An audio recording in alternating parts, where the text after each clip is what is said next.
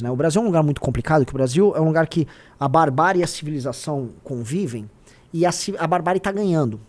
Quando o Oruan toca para um bairro de classe média, quando você, que é um trabalhador, ouve a música deles, é a barbárie invadindo o seu espaço. A barbárie invadiu a sua casa, a barbárie invadiu sua mente. Então você está perdendo a guerra, porque culturalmente eles estão avançando sobre você. Tal qual o Comando Vermelho avança sobre as instituições, tal qual o PCC avança sobre as instituições. Então quando eles avançam as instituições, eles avançam sobre o território, sobre as ruas, e ele avança sobre a sua mente. Então você está colonizado por essa mentalidade. Não adianta você fingir que você não está. Não adianta você fingir que você... Né? Não tenho nada a ver com isso. A única coisa que você tem que fazer é enfrentar. Você tem que enfrentar isso. E o que a Amanda começou, e agora tem o Kim, o Guto, e vamos colocar hoje, centenas de parlamentares ao redor do Brasil estão fazendo, e eu tenho notícia, tem um governador que vai tocar o projeto, tá, Riso? Eita. Eu vou anunciar, se puder, pede pro Pirajá ver se já teve se ele pode confirmar, tá, mas como governador acho que vai fazer um anúncio junto com a Amanda, tá? O que eu quero dizer com isso? Amigos, nós estamos fazendo esse enfrentamento e é aquilo que a gente propôs no livro amarelo. Tem um capítulo no fascículo 3 do livro amarelo falando de desfavelização, tem um capítulo falando sobre enfrentamento ao tráfico, e o fascículo inicial a gente está falando, meu Deus, essa cultura, e parece que assim, tudo aquilo que a gente idealizou e a gente trouxe, ele começa a acontecer antes mesmo do nosso partido estar pronto, antes mesmo da gente chegar ao poder. Então eu acredito em certa predestinação. Eu acredito em predestinação. Não sei explicar, não tenho nenhuma base científica ou racional. Eu só sinto isso. Porque não era pra eu conhecer um dia um cara como o Kim, não era pra eu conhecer o Sandro, não era pra eu conhecer o Faustino, não era pra eu conhecer o Bétega, que agora tá a esquerda atacando o Bétega agora pra um bom projeto que ele tem lá em Curitiba. Não é nada disso. Sabe, as coisas só estão acontecendo e as pessoas boas estão se aproximando, e são só as pessoas boas que se aproximam. Lógico que vem canalha, a gente afasta, mas o próprio canalha sente que não consegue se chegar muito aqui. Entendeu? Agora as pessoas boas estão perdendo o medo de se aproximar. Vamos pro cara, é o Tarcísio? Não é o Tarcísio. Não é o Tarcísio. O Tarcísio, inclusive, só evitou falar desse assunto. E aí eu digo assim, eu vou comentar uma coisa, tá? Porque assim, eu sei que essas pessoas que eu citei o nome, elas têm um papel maior do que o meu em toda essa história. O Kim, por exemplo. Mas todos têm um papel. Eu sei que assim, cara, é muito louco. Em 1989, só pra comentar, já que vocês estão falando disso no chat, que engraçado, eu fui assistir a final do Campeonato Brasileiro de Futebol, São Paulo e Vasco, tá? Era no Morumbi, o São Paulo perdeu, acho que foi 2-1 ou 1-0. Eu sei que um cara chamado Bismarck fez o gol. E eu fui assistir o jogo e o Lula tava presente com uma camisa de seda. Se eu não me engano, uma camisa roxa de seda. Eu tinha 4 anos de idade. Aí meu pai falou, Renan, aquele é o Lula. E eu odiava o Lula já. Eu tinha 4 anos, eu odiava o Lula. Lavagem cerebral. Não, eu tinha 5 anos. De 5 anos, eu odiava o Lula, foi o ano da eleição de 89. E aí, o Lula passou ali na frente, ele vai, fala alguma coisa pro Lula. Aí eu desci, né, ele me colocou no chão, eu fui lá e falei, vai tomar no cu. O Lula parou pra falar comigo, mandei ele tomar no cu, vai tomar no cu! Então, falei, porra, que legal, eu tenho o meu elo com o Lula aqui, tá? O gol foi do Sorato, que o Bismarck acho que chegou a fazer um gol, era um jogo no Maracanã, outro em São Paulo, algo assim. Enfim.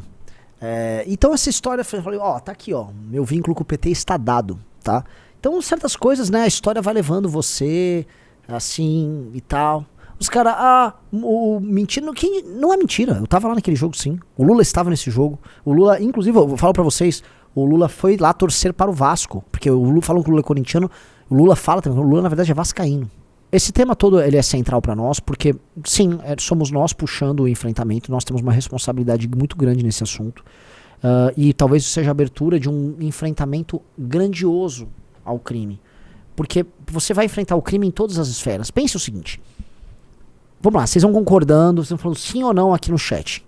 Todo mundo aqui concorda que o crime ele atua nas ruas, certo? Sim, vocês vão falar.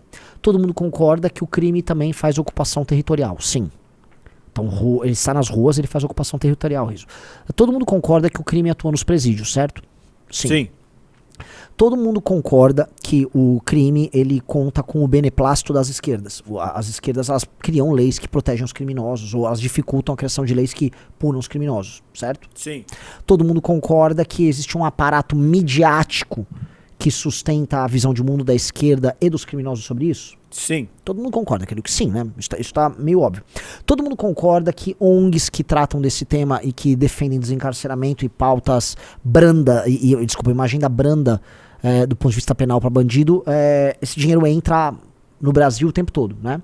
Sim. Sim. Então me parece que se eu juntar todos esses elementos que vão do roubo, do crime cometido, do tráfico de drogas, da ocupação territorial, da atuação dentro dos presídios, do apoio político institucional, do dinheiro recebido da gringa, que se eu fizer uma engenharia reversa e eu combater ponto a ponto todos esses temas, eu tendo a realmente gerar mais danos aos caras do que escolher só um tema. Quando a esquerda fala em crime, ela fala assim, não, vamos usar inteligência, e é sempre vago, né? Não, vamos investir em inteligência. É igual a Tabata, quer botar a Tabata pra falar de crime, ela foge das votações que envolvem aumento de pena, ela fala, não, precisamos investir em inteligência. Lógico que precisa investir em inteligência, mas assim, não adianta eu ter inteligência e pegar o bandido, aí quando eu mando ele pra cadeia, ele sequer fica preso lá. Então, eu gastei em inteligência pra quê? Pro cara entrar e sair, em nome do desencarceramento? Aqui. Não vamos cair nesse papo. Tem que prender e prender muito. Tem que ter encarceramento em massa. Porque é isso que a experiência de sucesso no terceiro mundo, chamada El Salvador, fez. El Salvador fez encarceramento em massa. El Salvador, vamos lá, vamos ticar El Salvador. El Salvador, senhor Rafael Almeida Riso, acabou com o crime na rua? Sim. Sim, botou até o exército. El Salvador acabou com a ocupação territorial dos caras? Sim. El Salvador, ele montou um sistema carcerário em que todo mundo vai preso e ninguém ali controla crime dentro da cadeia? Sim. Veja só que El Salvador está resolvendo todos os problemas aqui. El Salvador permite a entrada de dinheiro que financie isso, da gringa? Eu acho que não. Não.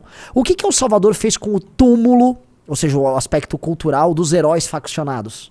Acabou. Ele destruiu os túmulos, ele quebrava os túmulos e quebrava toda a simbologia das facções. O que aconteceu com os políticos e o judiciário que apoiavam o crime organizado? Presos ou perderam suas posições. Então, quando eu olho o caso do Sérgio de Salvador, não é só que ele botou a galera na rua. Ele fez todas essas coisas. Vocês são pessoas sagazes, vocês estão entendendo agora o que eu vou falar aqui na live. Nós estamos falando em fazer exatamente isso. O Kim Kataguiri entrou com um projeto de lei para aumentar a punibilidade para uma série de crimes. Tá, nós falamos isso. Nós estamos falando em desfavelização para gerar o quê? A desocupação territorial. Nós estamos falando em combater a indústria cultural do crime. E nós falamos também em tirar o dinheiro gringo que vem para cá. Nós estamos falando num enfrentamento sistêmico ao crime organizado. Em todas, absolutamente todas as pontas. Então eu peço para vocês não negligenciarem e não caírem na conversa que a esquerda e a imprensa vão fazer. Tipo, isso é lacração. Isso não é lacração. Pergunta pro Nayib Bukele, que mandou destruir os sarcófagos, os mausoléus lá dos bandidos, que eles faziam construções gloriosas, né? E os símbolos, as pichações ligadas às facções. Ele mandou destruir tudo. Mandou destruir. Então, assim, eu acredito no Nayib Bukele, tá? Eu não acredito no Instituto Igarapé. Eu acredito no Nayib Bukele. Eu não acredito na Conectas. Eu acredito no Bukele. Eu não acredito na Aniele Franco. Eu acredito no Bukele, eu não acredito nas afropichadoras. Sacaram?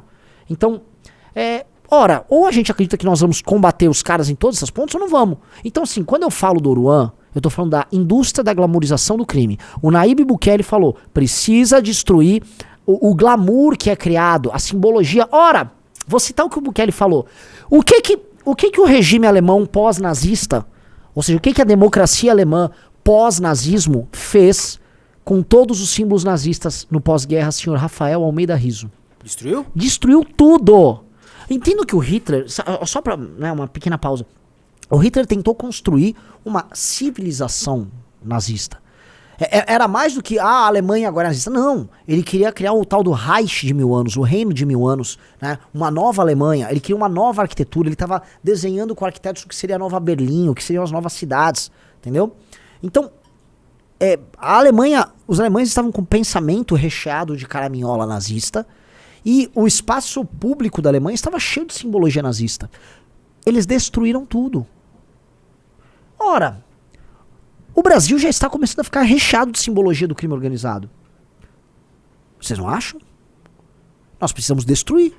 Então quando a gente fala, olha, nós temos que destruir, dado que nós não estamos no poder, e nós não temos condição de fazer isso, porque quando chegar ao poder, nós vamos fazer isso, e eu tô falando, quando nós chegarmos ao poder, nós vamos declarar guerra a esses caras, nós vamos botar os nossos militares gordos, tá, e preguiçosos pra trabalhar, e nós vamos passar a rapa nesses caras, tá? E nós vamos prender todo mundo que precisa ser preso, num regime de guerra, eles vão ser criminosos de guerra, e nós vamos matar quem precisar ser morto numa guerra.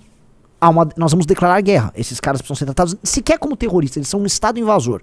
Eles têm que ser colocados aqui como um estado invasor. Há um estado invasor, ocupou um pedaço do território brasileiro, e o Brasil vai ter que declarar guerra. E os caras que vão ser presos não vão ser presos como cidadãos brasileiros. Não, eles têm que ser presos como invasores do nosso território. Eles são prisioneiros de guerra. Eles vão ter que ir pra um lugar devido, porque um prisioneiro de guerra tem que ter. É uma declaração de guerra. A concepção jurídica de enfrentamento desses caras não é assim, ó, ele é um criminoso, ele cometeu um latrocínio, isso de acordo com a legislação brasileira. Não, ele é um invasor, ele não é brasileiro.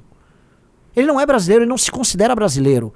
Ele defende um sistema normativo outro que o Brasil. Ele não quer ser, a vida dele não é regida pelas leis brasileiras. Ele acha que o espaço territorial brasileiro é um lugar onde ele pode saquear, que é o que eles fazem. Ora, é a guerra que eu declaro a ele. Certo?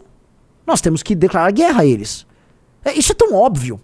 E assim, falar isso que é óbvio, eu sei que assim, se isso a Globo News tivesse ouvido, que absurdo. E a Globo News fala isso enquanto seus jornalistas voltam pra casa desfiando das regiões dominadas pelo tráfico. Ou seja, do território do inimigo, né? Porque eles não vão andar lá dentro, né? Desvia dali. Né?